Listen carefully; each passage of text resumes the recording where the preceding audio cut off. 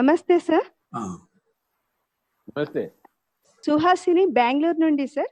మనిషి జనన మరణ చక్రంలో దుర్మరణం ఉంటుందా, ఉంటే ఎందుకు అని అడుగుతున్నారు సార్. మేడం, నువ్వు ఎలానూ పోయేటప్పుడు దుర్మరణం ఉంటేంటి, మామూలు మరణం ఉంటే అది దేర్ ఇస్ నో మరణం, దట్ యూ మిస్ అండర్స్టాండ్. అది ఎలా ఉందో మరణం పర్వాలేదు. బస్ కింద పడుతుందేమి, కారు కింద పడుతుందేమి, ఇంట్లో బాత్రూంలో చేస్తానేమిటి. అదే మరణానికి ఎందుకు భయపడుతున్నారు? మనకి మరణం ఏమో అక్కర్లేదు, దుర్మరణం ఏమో అక్కర్లేదు. ఎలానే చావస్తావు, చావు తర్వాత బతుకుందని తెలుసుకుంటే చాలు, అంతే. Why you are bothered about దుర్మరణ? No, that is not at all important. Okay sir, thank you sir. ఇంకొకరు మాధవి కొప్పల్ నుండి సార్. స్త్రీ శక్తిని పురుషుడు ఎప్పుడు గుర్తిస్తాడు? వాడు ధ్యానం చేసినప్పుడు.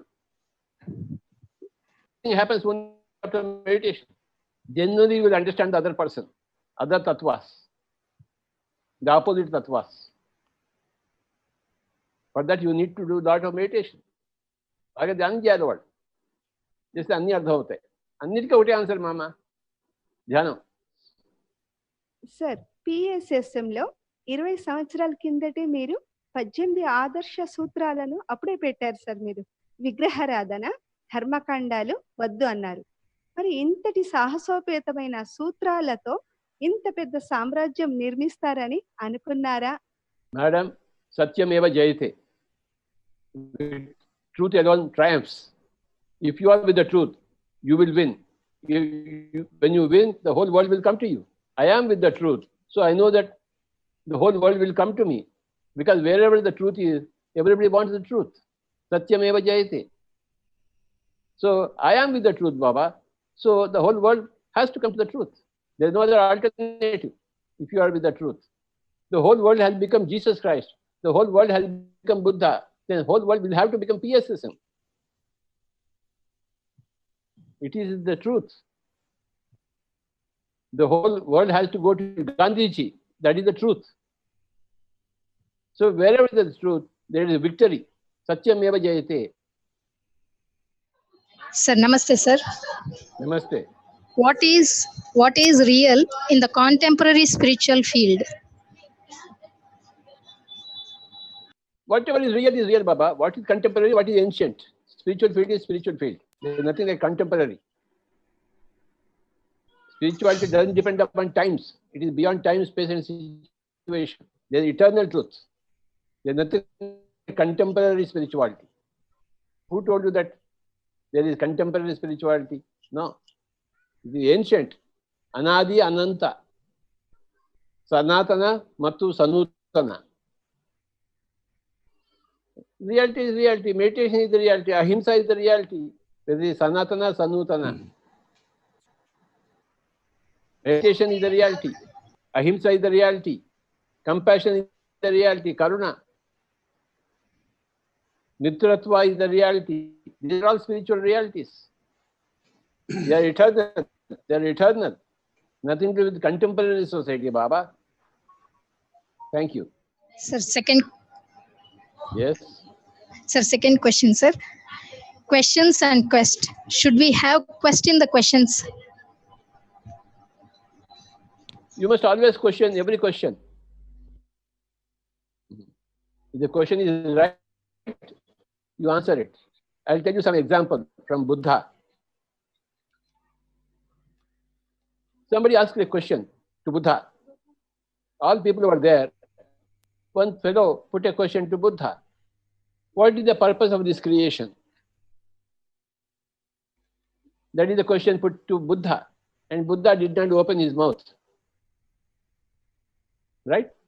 So 1 month over, every day he would come and put the same question. 1 month is over. Finally, Buddha opened his mouth. He said, for 1 month I've been answering your question, but you are not hearing the question. Swamiji, you are keeping silent. You are not answering my question at all. No, I was answering your question, but you didn't hear the question answer at all. Then he said, okay, Baba, let me tell you something about the theory of questions. Buddha said. Okay. There are 4 types of questions. One question, first type A, type B, type C, type D. Buddha said. He gave a theory about questions. It can be immediately answered yes or no. Did you take food yesterday night? Yes or no. Did I take my food or I was in upavasa? You can immediately say yes or no. There is a type A question. Type B question is such a question where you can give the answer, but it takes a little time. If I ask Karthikeyan ji what is the best day for his life, he will have to think a little and then answer. He will answer it immediately, but a little thinking is required because he has to go through the whole of his life. So that is a type B question. And the type C question is such a question which can be answered only by a counter question. Like, why did you wear this kind of saree? Then I would say, why did you wear that kind of shirt? A question can be answered only by question, counter question. The 4th type of question is such a question which cannot be answered because you are not at that level to receive the answer. Buddha gave an example. The small boy, 3-year-old boy, asked the father, Daddy, how was I born? So what would the father say? He can't talk about the sex to a 3-year-old child, son. He said, wait, Baba, wait for another 10 years, you will understand yourself. When you grow up, you will understand how you are born. So that is the 4th type of question. Buddha said, your question, what is the purpose of this creation, is the 4th type of question. I can't answer you at this level. You have to grow. You have to become a Buddha. Then you will answer yourself. So this is the answer given by Gautam Buddha about questions. I don't know whether you have understood it or not. The question they put to Buddha was the 4th type of question. It's not A question. It was not B question. It was not C question. It was the 4th type of question. So you have to become a mature soul. Then he will understand by himself. Nobody will answer him. He will understand by himself. So, sir, a person from YouTube has put a question, sir. What is contemplation? On what one has to contemplate? Contemplation is thinking about something, analyzing with your mind, and what you should contemplate upon. So the most important thing to contemplate is, who is this person or what is this person who is contemplating?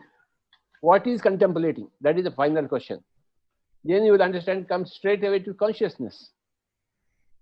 Who is the doer? Who is the thinker? Who is the knower? We are doing something, but who is the doer? We are knowing something, but who is the knower? We are thinking something, who is the thinker?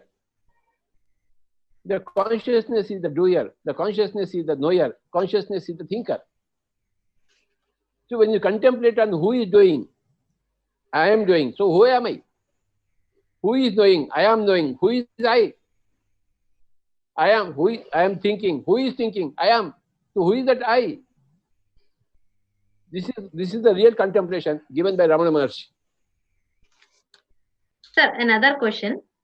What happens if free will is used at the cost of destruction of the co-beings? You will languish in dark dungeons in the lower astral worlds for eons together. See, there are dark dungeons in the lower astral worlds. There are bright heavens in the higher astral worlds. There are many, many, many astral worlds. They are called Bhuvad Loka. The lowest places of the Bhuvad Loka are called the hells. And there is Suvad Loka. The highest places in Suvad Loka are called the heavens. According to your karma, you go there. Shalini, you will go to high Suvad Loka. That's for sure. You won't go to the dark dungeons. But those who kill, maim, violate, where would they go? They will go only to dark dungeons and stay there for years together. Ravana, after his life as Ravana, where did he go? He went into dark dungeons. Then he took one more birth, Ravana. First birth was Hiranyakashipa. Then the second birth was Ravana. After many, many thousands of years of staying in the lowest dungeons, according to his karma, he was reborn as Hitler. So Hitler also died. So where would Hitler go? What did he do, Hitler? He did destroy everything. So he would again spend years together in the lower astral worlds. Nobody can escape karma.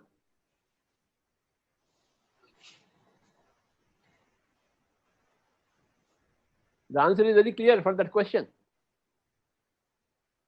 Don't kill animals, don't kill birds, don't eat fish.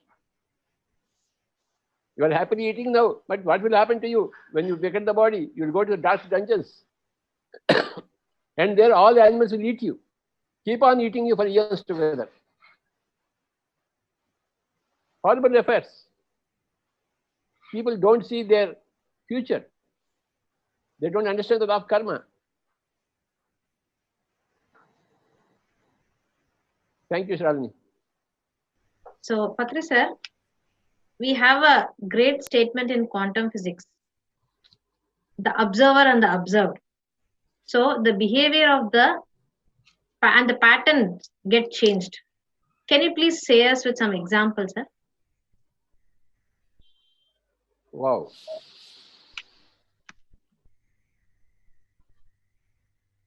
Angulimala was there. He was a terrific person. He was cutting everybody's fingers and putting a mala, Angulimala. Everybody was afraid of him. Once Gautama Buddha was going through that jungle. He was told, don't go through that jungle. One Rakshasa is there, Angulimala. He will kill you. Buddha said, okay, I'm going.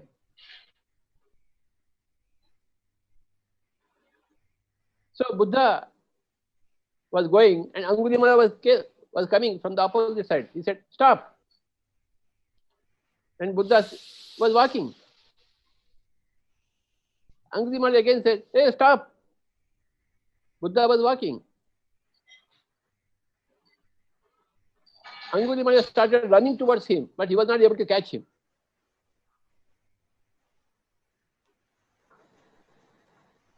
And Angulimala was saying, stop, stop.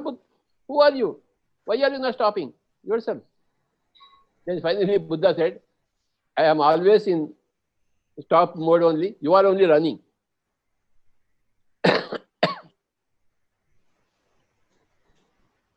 He wanted to kill Buddha, but his sword could not kill Buddha. Now finally he fell at the feet of Buddha. Now what happened? Buddha's observation changed with the observed.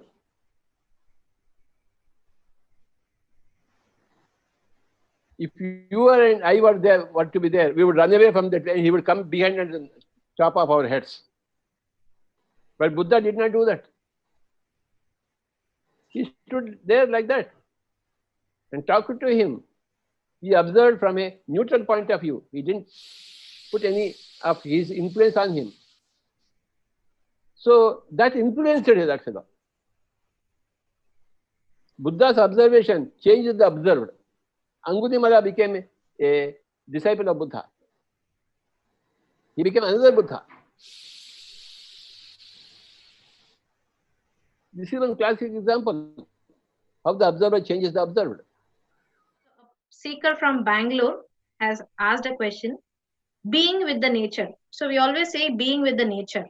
Is it meaning that we should spend with the nature like trees or plants, or is there an inner meaning for that? First of all, what is nature? There are different kinds of natures. The usual nature is the hills, the forests. Okay. That is the usual nature. So you have to be with the nature. So you go into the hills, you go into the forests. That is one type of nature. Another nature you will have in the cities. All human beings are there. So you are interacting with the humans. You are interacting with the human nature. Human nature teaches you a lot. That's why you are in the cities. So observe all the human natures. Somebody is tamoguna, somebody is rajoguna, somebody is sattvic guna. You observe that gunas. Gunas are all nature. So you are very observant in the human nature. That is also nature. Another nature, your own nature. When somebody is putting a question, how are you reacting to him? What is my nature? Are you reacting violently or calmly, compassionately, angrily? So you have to observe your own nature. You have to be with your nature. And finally, what is the nature of the soul? Observing the nature of the mind is different. Observing the nature of the soul is different. Spirituality meditation is observing the nature of the soul. Psychology is observing the nature of the mind. HR, human relations, is observing the nature of the human beings. And when you go into a forest, observing the nature, which is the nature you think that is the only nature. There are different types of natures. So observing the nature is a very, very big phenomena, Baba. It has got many departments. Lao Tzu's main point is be with the nature. Don't do any artificial thing. Live like a nature. Be free. Whatever comes to you. Lao Tzu is the greatest nature master. He said, you follow your nature. That is Swadharma. Many people say, Swamiji, you are very angry. I said, that's my nature, what to do? My old self is Parshuram. So I will act according to that.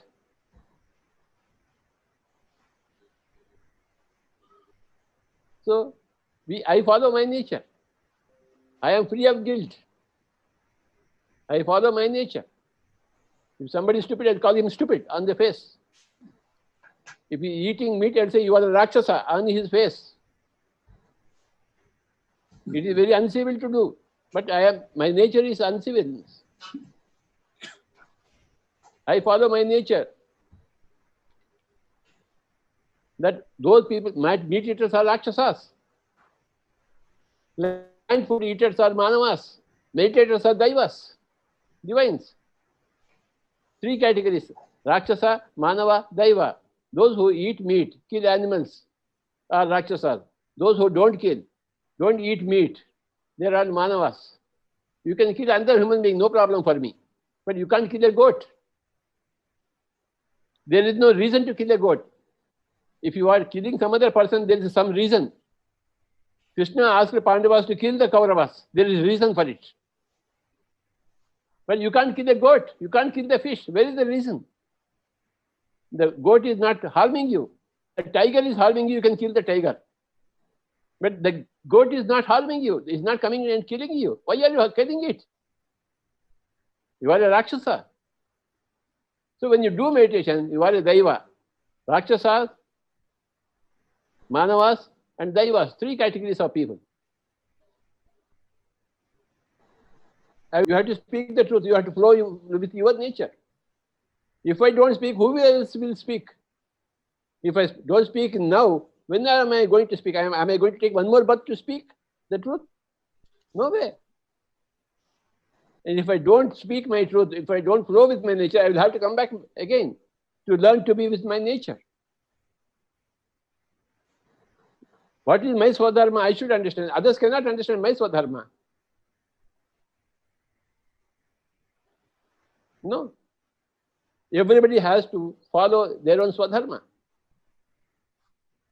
Only when you do your Swadharma, you are happy.